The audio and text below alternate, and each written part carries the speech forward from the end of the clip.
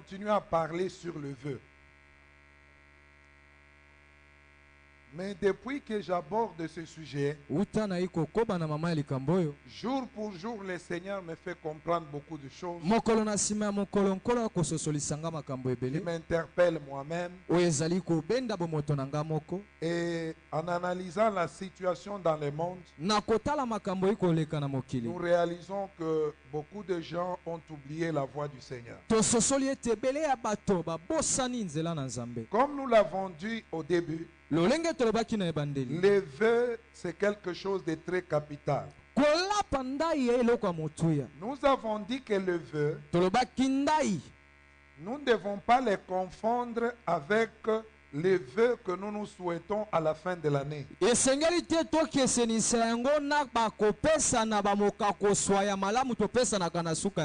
Mais le vœu dont nous parlons, c'est une promesse faite à Dieu par laquelle on s'engage à quelque œuvre qu'on croit lui être agréable. Et nous avons dit aussi que le vœu, c'est la promesse faite au soi-même, une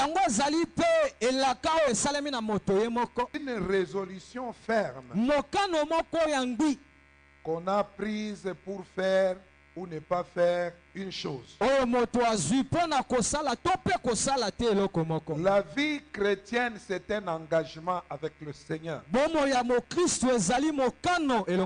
Et celui qui n'est pas prêt à prendre l'engagement avec le Seigneur n'est pas digne du royaume. Alors pour aujourd'hui, je voudrais ajouter quelque chose de capital. Quand l'Esprit de Dieu était sur Jephthé, il a fait un vœu à Dieu. Et nous l'avons dit que lorsqu'on est animé par l'Esprit de Dieu, l'Esprit de Dieu nous amènera à nous engager devant le Seigneur. L'Esprit Saint nous amènera à être consacrés à Dieu. Alors Jephthé, poussé par l'Esprit, il a fait aussi les vœux. Et la Bible dit, dans son vœu, il dit, sera consacré à l'Éternel. Je l'offrirai en holocauste. L'holocauste, c'est un sacrifice qu'on offre entièrement à Dieu. Dieu aussi, c'est un Dieu qui n'a pas besoin de moitié ou de quart de sacrifice. C'est pourquoi il dit dans Apocalypse, si tu es ni chaud ni froid, je te vomirai de ma bouche. Dieu n'a pas besoin de gens qui lui donnent la moitié de leur vie ou le quart de leur vie. Il dit, mon fils, donne-moi ton cœur tout entier. Rappelez-vous du roi Salomon. Son péché, c'était quoi? Son cœur était tout entier à Dieu. Mais quand il a pris la décision de partager son cœur, il partit 50% pour Dieu, 10% pour le Dieu d'Égypte, 10% pour le Dieu des Sidoniens, ainsi de suite. L'autre 50%, il a distribué au Dieu de ses femmes. Dieu lui a dit, parce que tu as partagé ton cœur, comme tu ne m'as pas offert l'holocauste, alors moi aussi je vais agir. C'est pour dire, mes bien-aimés, Dieu attend que nous le soyons entièrement consacrés. Il veut que nous puissions lui offrir nos vies. D'ailleurs, l'apôtre Paul le dit dans Romains. Offrez-vous vous-même à Dieu comme un sacrifice vivant. Dieu veut que nous puissions nous offrir à lui. Ce n'est pas ce que nous observons dans le monde. Quelqu'un vit dans le péché, dans le mensonge, dans la corruption. Et puis il meurt. On vient dire, Seigneur, ton enfant rentre à la maison. Comme il est maintenant cadavre, il a déjà consommé toute sa vie. On peut maintenant dire, Seigneur, prends ce cadavre maintenant. Qu'il rentre chez toi à la maison. Mais bien aimé, Dieu n'a que faire de ce genre de sacrifice. Et la Bible dit ceci. Sera consacré. Josué fait lever de consacrer à Dieu n'importe qui et n'importe quoi. Qu'est-ce que je veux dire par là? C'est-à-dire, il dit, quiconque sortira à la porte, c'est-à-dire, tout ce que j'ai est à toi, je peux le consacrer à tout moment.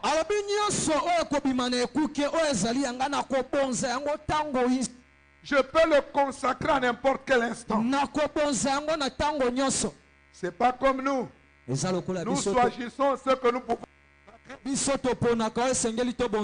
Je disais, nous choisissons ce que nous voulons consacrer. Peut-être ce qui ne nous plaît pas. Ce avec quoi on est fatigué. Mais je te dis, je le consacrerai à l'Éternel. Consacrer, c'est dédier ça à Dieu. C'est donner ça à Dieu. Et il dit tout entier. Il pouvait aussi dire, non, ma fille va servir Dieu 5 ans et puis le reste ce sera libre. Mais non, il a consacré toute la vie de sa fille. Alléluia. Amen. Mais bien aimés dans le Seigneur, nous ne devons pas jouer avec ce qui est sacré. La parole de Dieu est sacrée, la prière est sacrée. L'œuvre de Dieu est sacrée. Voilà pourquoi nous devons dédier nos vies à cela. Et la Bible déclare, Dieu a accompli ce que Jephthé avait demandé. Aujourd'hui, les gens demandent des choses à Dieu. Ils disent, si Dieu pouvait me donner un travail, et Dieu te donne ce travail, est-ce que ce pourquoi Dieu t'avait donné, tu l'as fait?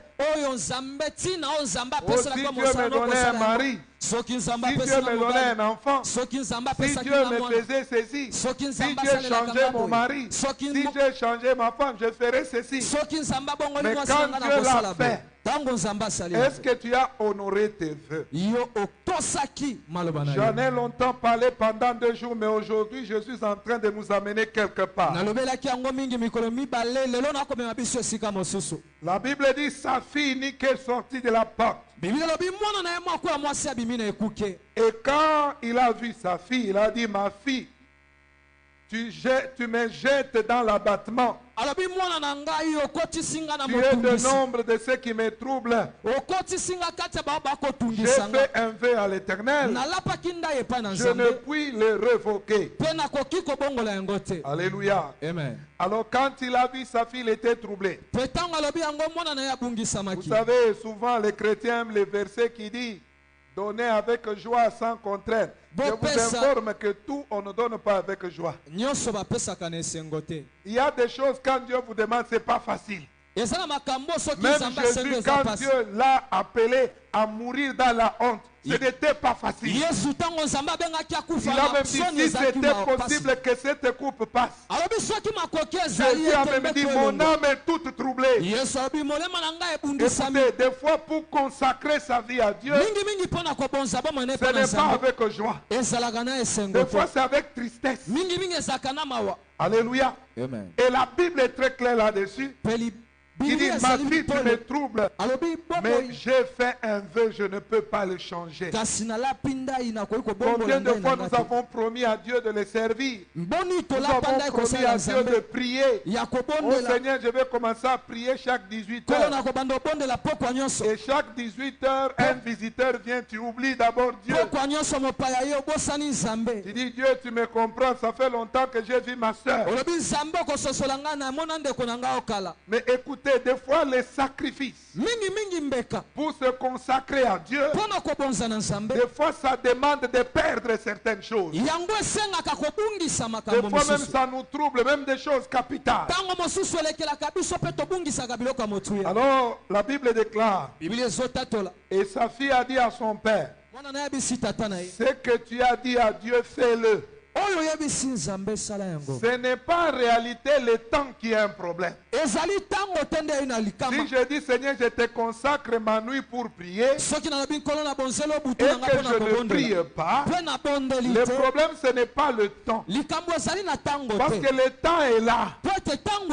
Mais le problème c'est moi qui dois le sacrifier. Et c'est ainsi que la fille qu'on devrait sacrifier a dit, papa, ce n'est pas un problème. Sacrifie-moi comme tu as dit à Dieu. Comme c'est un vœu, fais-le. Souvent, ce que nous voulons sacrifier n'a pas de problème. Le problème, c'est nous qui devons le sacrifier. La consécration n'a pas de problème. Mais c'est nous qui devons prendre cet engagement de nous consacrer. Alors lui aussi a dit, d'accord, je vais le faire. Et ce qui me touche dans ce texte, la Bible dit ceci. La fille dit à son père, donne-moi quelques jours avant d'accomplir ton vœu. Je vais monter à la montagne et je vais aller célébrer Dieu, pleurer pour cette virginité que je vais consacrer. La Bible dit elle était vierge. La Bible dit son père le laissa aller. Il alla avec ses compagnes à la montagne et elle pleura sa virginité sur la montagne. Vous savez, quand les gens veulent se marier dans le monde, qu'est-ce qu'ils font? Ils se disent, je vais enterrer ma jeunesse. Alors si c'est une fille, elle part avec les filles. Si c'est un homme, il part avec les hommes. Il va se satisfaire ainsi de suite. Il dit, comme je vais me marier, c'est la corde au cou, je peux faire ce que je ne peux plus faire dans le mariage. Et souvent les gens commettent le péché. Souvent les gens se corrompent, ils font des choses qui ne sont pas correctes, de mauvaises choses, et des fois ils se corrompent. Mais cette fille pouvait aussi se dire, mon père a décidé de me consacrer. Comme je suis pur, comme je suis vierge, je vais profiter et sortir avec quelques hommes pendant les 2 mois. Comme ça, à la fin, je reviendrai, on peut me consacrer, au moins j'ai déjà fait la vie. Mais elle dit non. Je veux monter pour pleurer. Pour pleurer ma virginité. Parce que je n'ai pas eu le temps de me marier. Le temps de faire ce que les autres peuvent faire. Alors je vais pleurer à la montagne. Vous savez, la vie avec Dieu, c'est des fois pleurer de ne pas faire ce que les autres peuvent faire. Celui qui est appelé par Jésus, il ne peut pas faire tout ce que les autres font. Celui qui est offert à Dieu, il ne peut pas faire ce que les autres font. Les autres ont la liberté de faire ceci, la liberté de faire cela, mais cela ne nous est pas accordé. Je prends des exemples simples. Je ne vise personne. Mais vous savez, je prends l'exemple de la fête. Une fête, tout le monde peut aller dans une fête. Mais un chrétien peut avoir le droit d'y aller et il ne part pas. Peut-être il s'est dit, je suis à la modération, je vais me préparer pour le culte. Quelqu'un d'autre va dire, rien à faire, je vais me préparer avant, je pars à la fête, je quitte à 4 heures, je dors 1 heure et puis je cours vite. J'arrive comme je suis modérateur, même à 10 minutes avant, je modère. Donc il y a des choses que c'est lui qui est appelé par Dieu. C'est lui qui a offert sa vie à Dieu. Ne peut pas faire. Même si ce sont de droit. Mais il les sacrifie tout entier à Dieu. La Bible dit elle monta pour pleurer sa virginité. La virginité, c'est la pureté. C'est l'innocence. Et ce qui est frappant, la Bible ne cite pas les choses en vain. La Bible précise qu'elle était pure, qu'elle n'avait pas connu d'homme. Écoutez-moi. Où sont ceux-là qui célèbrent les valeurs? Parce que la virginité, c'est une valeur. Où sont ceux qui célèbrent aujourd'hui la pureté? Savez-vous qu'aujourd'hui, si une fille à 25 ans, où elle veut se marier, elle a 30 ans, 28 ans, elle dit je suis vierge, on se moque d'elle. Pourquoi?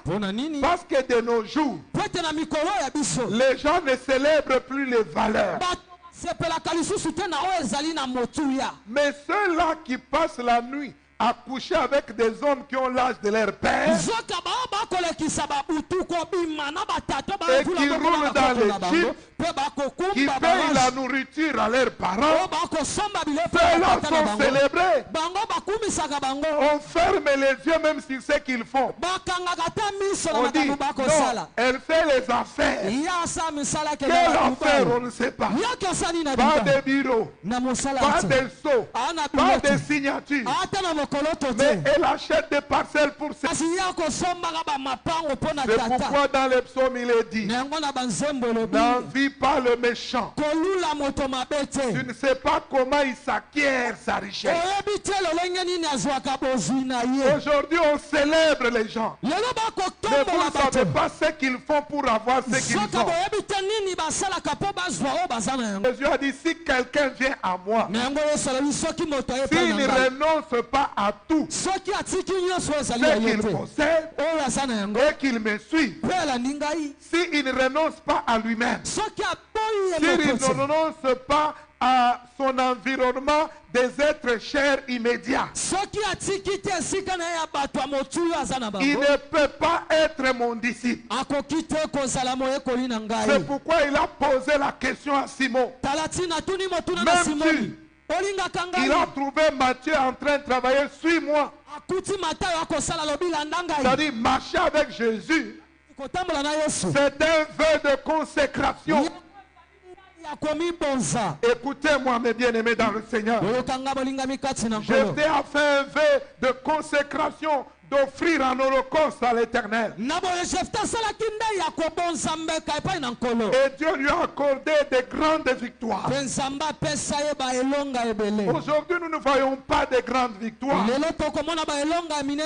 Aujourd'hui, les chrétiens sont incapables de vaincre le péché. Même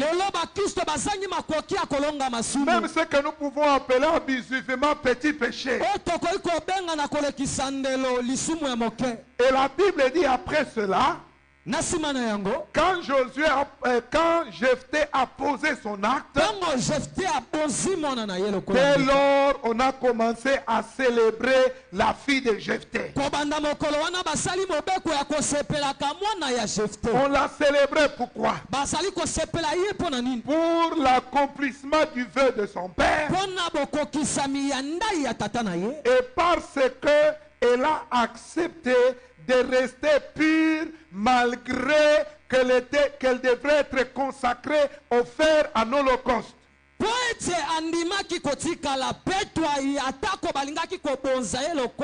Alors je veux nous dire ce matin, Nous devons célébrer les valeurs. Nous devons célébrer les valeurs du Seigneur. Élever les valeurs de la parole de Dieu. Nos vies doivent être consacrées à Dieu. Écoutez-moi mes frères.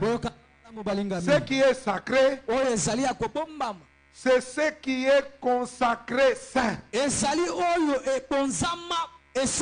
Alléluia. Amen. Donc ce qui est pur, ce qui est juste. Écoutez-moi mes frères.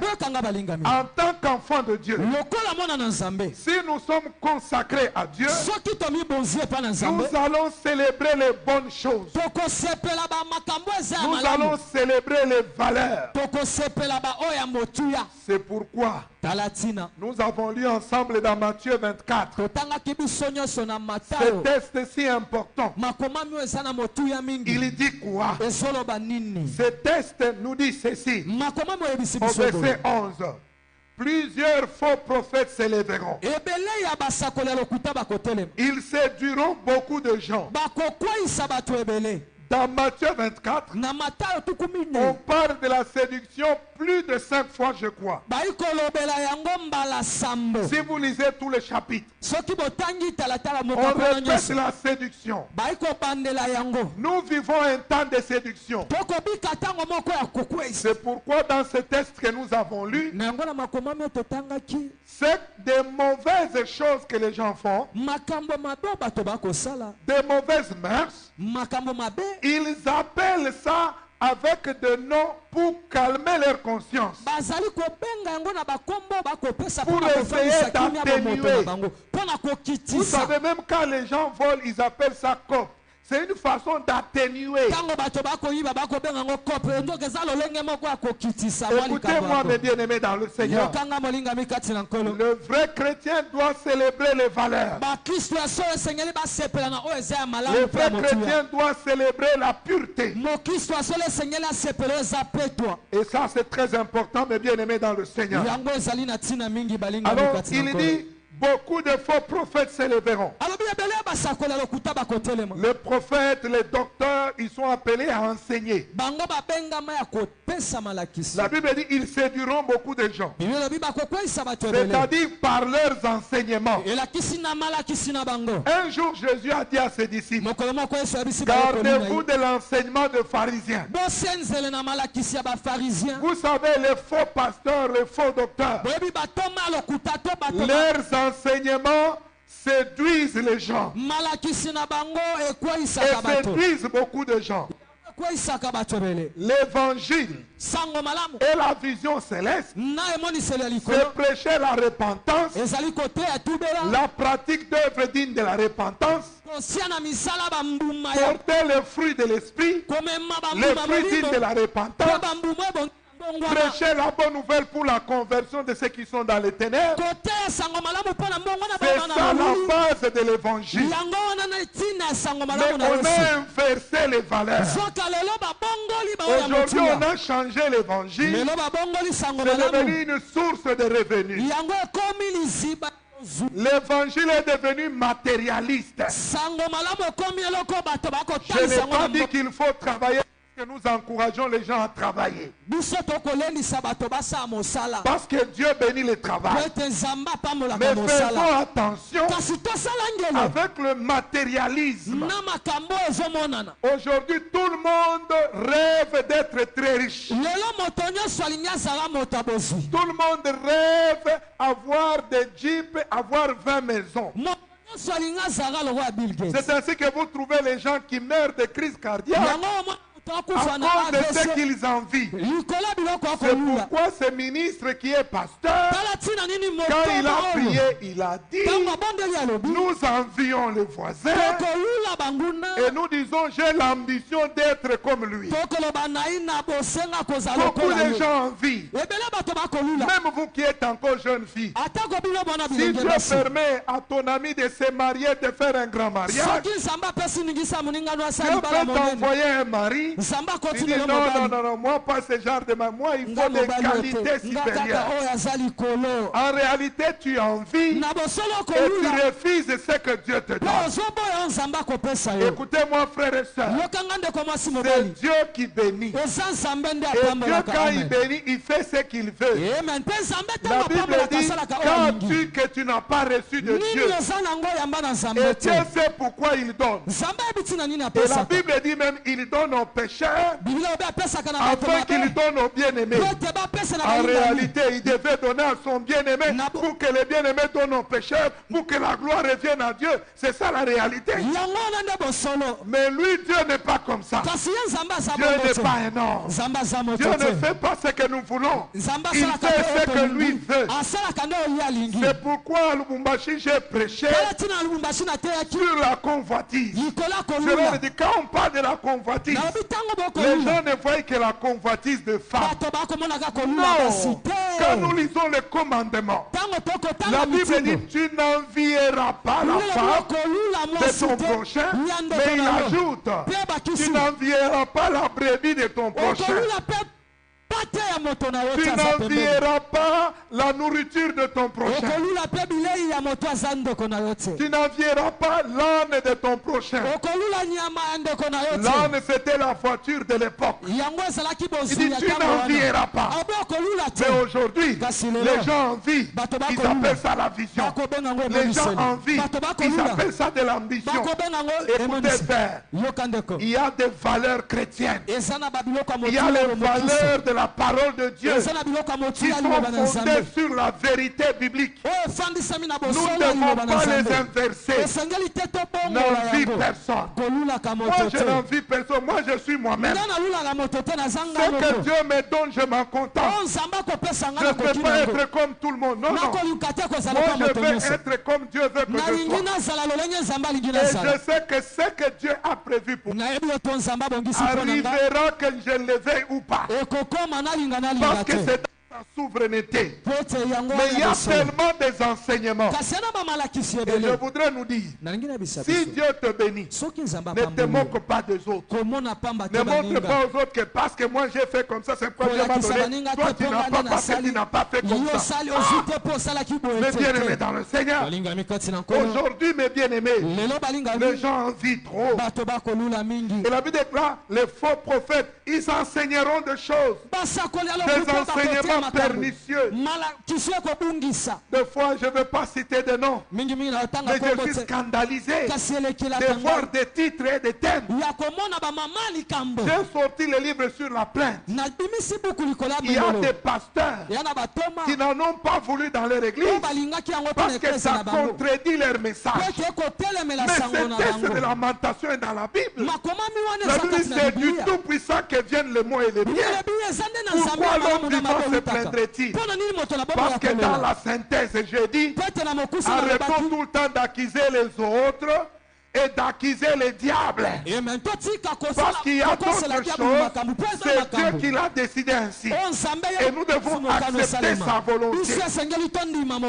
Mais hélas, dans les enseignements de faux prophètes, de faux pasteurs, de faux serviteurs de Dieu, ils séduisent les enfants de Dieu. Ils leur enseignent des antivaleurs, des prières des antivaleurs. Aujourd'hui, les gens ne sont plus consacrés à Dieu à cause des antivaleurs. La Bible déclare, ils s'élèveront des faux prophètes et ils séduiront beaucoup de gens avec leur enseignement, leur miracle, ainsi de suite. Je viens un thème. Quelqu'un qui enseigne, il dit le premier jour que les anges ont vu la face de Dieu, ça va m'aider en quoi? Ça va m'avancer en quoi? Ça va me donner l'indépendance? Ça va effacer mes péchés? Ça va faire quoi? Oh,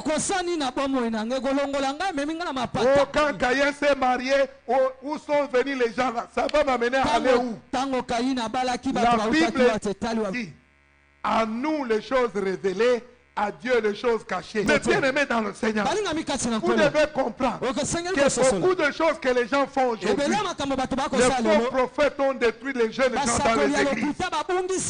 Ils sont devenus envieux. Ils convoitent. Ils ne veulent plus être des disciples. Ils ne veulent plus être formés.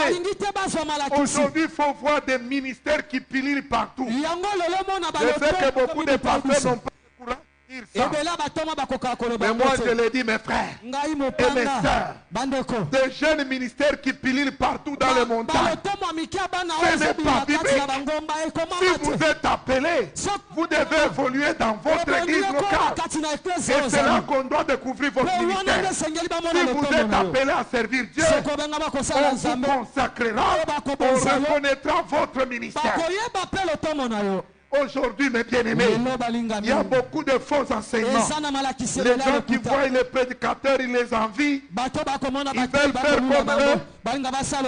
Tu peux voir quelqu'un avec des foules, il enseigne certaines choses. Je dis non, je change mon enseignement. Moi aussi, je vais prêcher comme lui. C'est de l'envie. En fait, tu veux être comme cette personne. Écoutez-moi, mes bien-aimés dans le Seigneur. La Bible dit beaucoup de faux prophètes s'élèveront. Ils enseigneront des mensonges. Et écoutez ce que la Bible dit. Je me suis posé la question. Dieu parle de faux prophètes qui vont séduire beaucoup de gens. Et puis il dit ceci. Et parce que l'iniquité sera accrue. C'est-à-dire à cause de ce que les gens enseignent, l'église c'est l'endroit de la piété. Quand quelqu'un vient, il apprend la piété, les valeurs, la sainteté. Ce n'est pas quelqu'un vient à l'église et il apprend à faire le mal. Il apprend à haïr. Il apprend à être orgueilleux, envieux. C'est ce qui se passe aujourd'hui. Parce que l'iniquité sera accrue. Et l'iniquité c'est quoi? L'iniquité c'est la dépravation des mœurs. La dépravation des pratiques et coutumes et habitudes. Et la dépravation c'est quoi? C'est des choses, ce sont des choses qui ont de mauvaises mœurs, des choses qui n'ont pas de moralité, des choses sans moralité. Mais bien aimé dans le Seigneur, quand on parle de mœurs, c'est quoi? Les mœurs, c'est la mauvaise vie, la pratique des mauvaises habitudes, la pratique de la mauvaise vie. Alors la Bible dit, parce que l'iniquité sera accrue, c'est-à-dire le mal va croître. Alors qu'est-ce qui va se passer? Comme conséquence, la charité du plus grand nombre se refroidira. Écoutez mes bien-aimés, l'iniquité refroidit beaucoup de gens. La pratique de péché, de mauvaises œuvres, de pratiques mauvaises. Et c'est ce que nous vivons actuellement dans le monde. Et la Bible déclare la charité du plus grand nombre va se refroidir. Oh, la charité c'est quoi? Paul nous dit, la charité supporte tout. La charité n'envie pas. C'est ce que je vous ai dit ici. C'est que les gens envient, les antivaleurs. C'est lui qui a la charité. La voie par excellence, comme l'appelle Paul. C'est lui qui a la charité. Il dit la charité n'envie pas. La charité supporte tout. La charité n'est pas envieuse. Quand on parle de la charité, ne croyez pas que non, c'est l'amour de tenir les gens en main, de faire des dons aux gens. Non. Parce que la Bible dit, tu peux même donner les dons, même ton corps pour être brûlé. Mais s'il n'y a pas l'amour en toi, s'il n'y a pas la charité, vous dites que la charité dont on parle, ce n'est pas les sentiments des hommes et des femmes, ou bien les dons qu'on donne aux gens. On parle de cette qualité, de cette valeur des enfants de Dieu, cette valeur du christianisme qui fait que quand quelqu'un reçut Jésus, il est transformé au point de supporter l'insupportable. C'est l'œuvre du Saint-Esprit dans la personne qui lui a donné le fruit de l'Esprit. Il a la bonté, il a la fidélité, il a l'amour, il a des choses liées à l'action de l'Esprit. Si l'Esprit n'avait pas saisi Jephthé, Jephthé ne pouvait pas être en mesure d'offrir sa fille. Et sa fille qui était pure, ce n'est pas qu'il était fatigué de la cause de ses œuvres mauvaises. Il aimait sa fille, il l'appréciait, elle était pure. Mais il a accepté de le faire. Écoutez-moi mes bien-aimés. Écoutez-moi mes bien-aimés dans le Seigneur. Cela est important. La Bible dit ceci. La Bible déclare: la charité du plus grand homme se refroidira. Regardez beaucoup de chrétiens aujourd'hui. Ce sont des gens refroidis, des gens paresseux, des gens lourds, des gens distraits. Écoutez-moi mes bien-aimés dans le Seigneur. La Bible dit: la charité du plus grand nombre se refroidira. Mais celui qui persévérera jusqu'à la fin. C'est pour dire qu'il y aura des gens qui commenceront bien, mais qui vont mal finir. Ils vont commencer par l'esprit, en marchant dans les valeurs, mais ils vont finir dans autre chose. Ils vont commencer avec la sainteté pour finir dans la chair. Ils vont commencer avec la pureté et la sanctification. Ils vont finir dans la chair.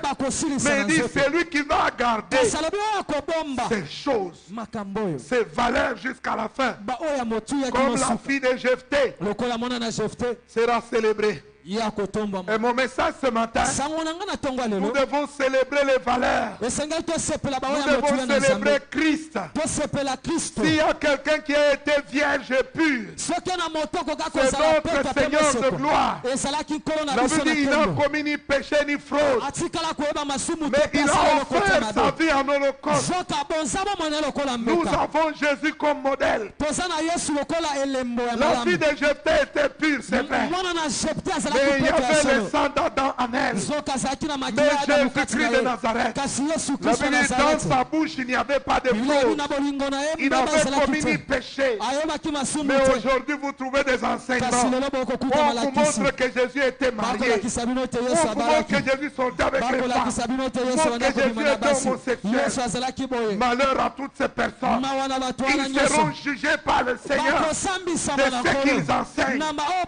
Ils payeront devant le Seigneur au jour du jugement.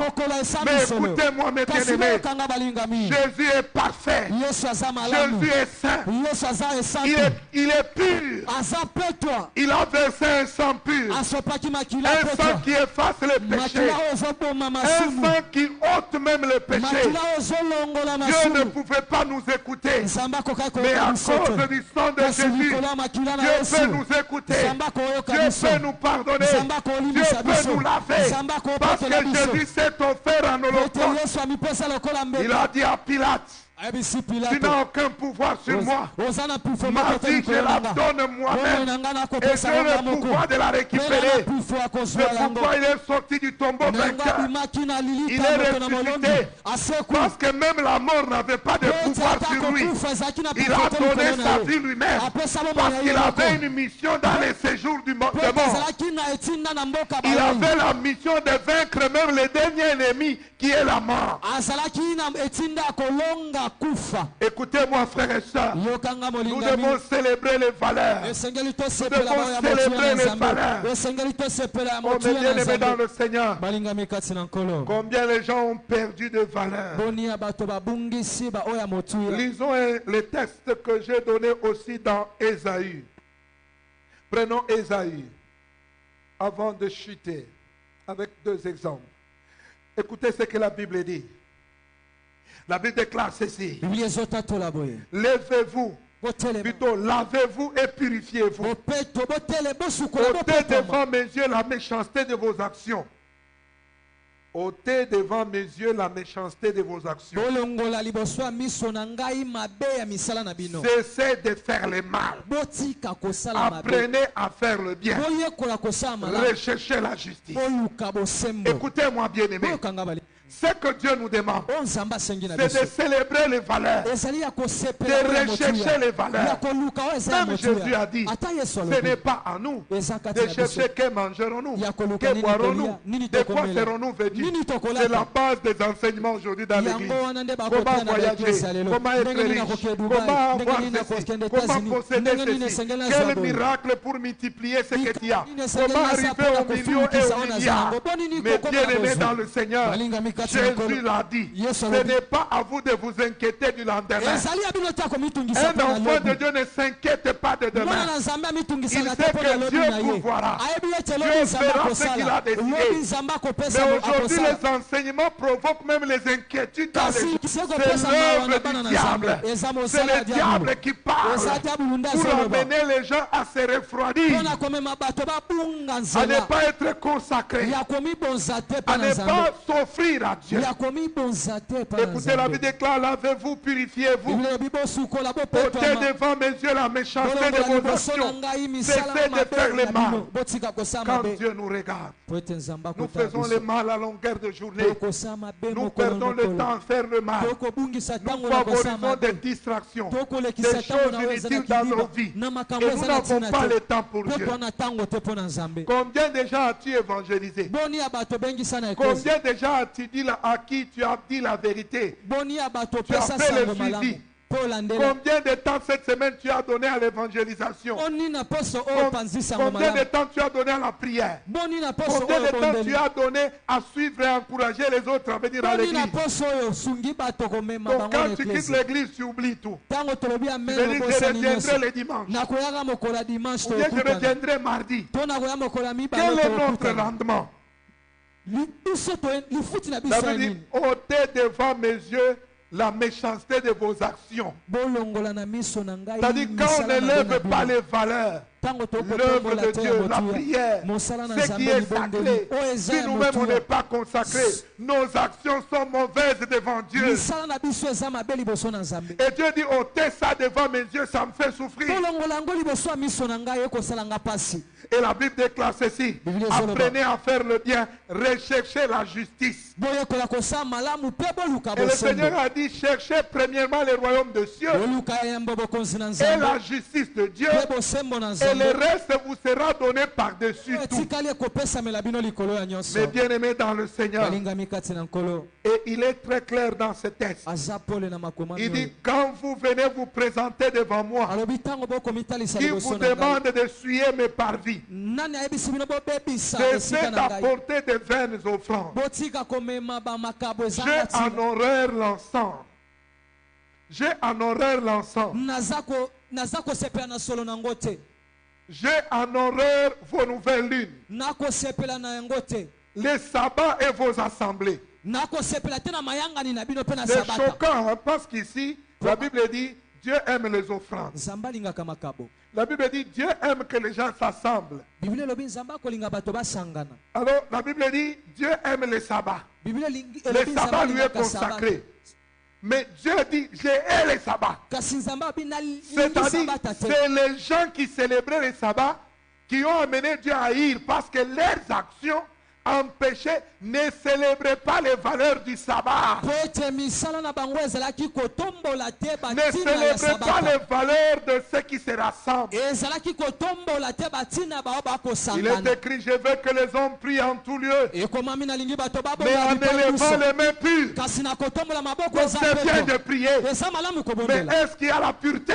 Est-ce qu'il y a la consécration? Est-ce qu'il y a le sacrifice de l'Holocauste? Écoutez, la Bible dit, je ne puis voir les crimes.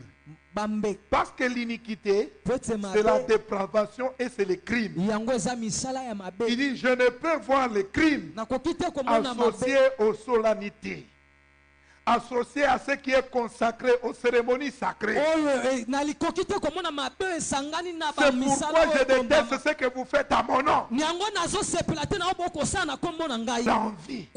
Mes bien-aimés dans le Seigneur, la Bible déclare, venez, venez vous présenter devant moi. Je ne veux pas que vous puissiez associer les crimes aux solennités. Mon âme est vos nouvelles lunes et vos fêtes. Vos fêtes et vos nouvelles lignes, elles me sont à charge.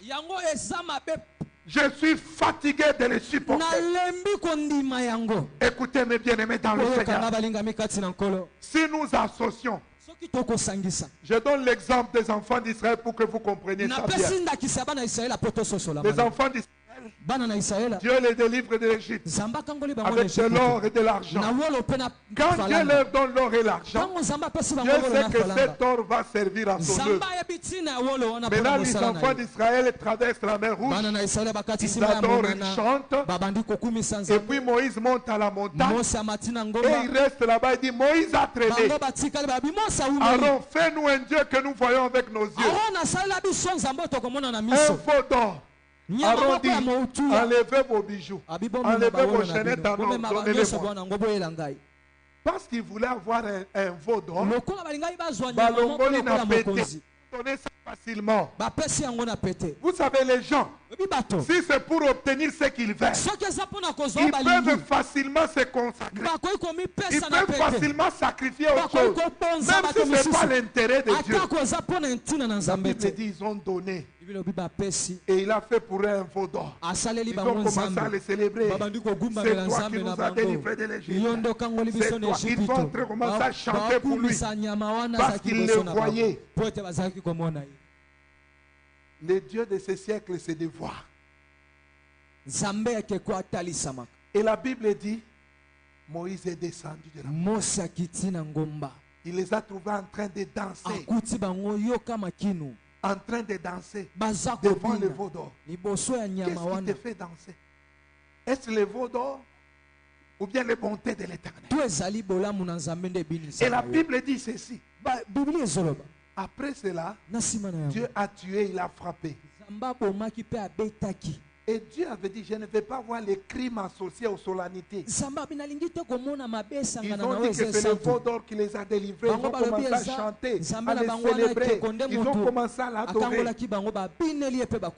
Mais quand Moïse est descendu, après que Dieu ait frappé les gens, quelque temps après, la Bible dit ceci, Moïse a commencé à donner les instructions que Dieu lui a données sur l'or. L'or était destiné à faire les habits du sacrificateur. Était destiné à couvrir l'autel des sacrifices. Et c'est eux qui devaient donner cet or. Mais le diable a inversé les valeurs. Ce qu'ils avaient, le diable leur a amené de faire un veau d'or pour adorer ceux qui n'honoraient pas Dieu. Et pourtant Dieu avait préparé cet or pour son service. Et la Bible dit, Dieu dit, je ne veux pas voir l'or être associé aux idoles. Dieu l'avait dit. Parce qu'il avait fait ça. Écoutez-moi mes bien-aimés. Le temps me manquerait de développer les détails. Mais je voudrais que nous comprenions qu'on ne peut pas associer Dieu. On ne peut pas associer Dieu avec des choses souillées. Mais bien-aimés, même au temps de Daniel, la Bible nous dit ceci. Au temps de Daniel, Parce que l'or que Dieu leur avait donné, c'était pour faire les coupes d'or, les ustensiles ou les instruments pour les services de la maison de Dieu. Alors Nebuchadnezzar, dans sa folie, il était ivre. Il a dit, amenez les coupes de la maison de Dieu et on va boire dedans. Ce roi babylonien a pris ce qui était sacré devant ses concubines. Il a versé le vin dedans et ils ont bu. Ils se sont moqués de Dieu. Écoutez-moi, mes bien-aimés dans le Seigneur. Dieu ne veut pas qu'on célèbre le mal, qu'on célèbre l'impureté et l'injustice, qu'on célèbre l'iniquité, qu'on célèbre les choses qui n'honorent pas Dieu. Et ce jour-là, Dieu a mis fin au règne de ce roi. Il a dit, tu as été pesé, tu as été compté. Ton règne prend fin aujourd'hui. Au même instant, on l'a détrôné par les ennemis qui ont envahi son pays. Écoutez-moi, mes bien-aimés, nous ne devons pas célébrer les antivaleurs. Nous-mêmes étant les instruments entre les mains de Dieu, nous ne pouvons pas célébrer ce qui n'est pas pur. Nous devons célébrer les valeurs, la pureté, la sainteté, la consécration, l'engagement au Seigneur. C'est ce que nous devons élever. Pas autre chose. Parce que si nous élevons autre chose, nous allons tomber dans le péché.